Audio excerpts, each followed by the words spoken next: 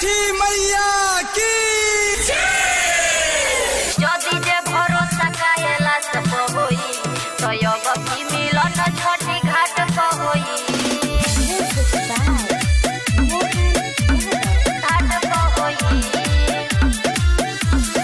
रसीला recording studio Gopalganj. घाट पर होई टूटता सबका से नाता हो, साथ छूट जाए बुझाता हो, साथ छूट जाए बुझाता हो।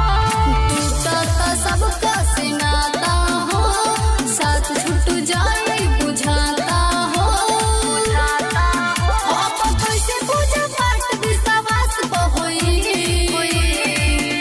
भरोसा जे जदि कैलाश को होई तो अब की मिलन शिवा घाट पर होई।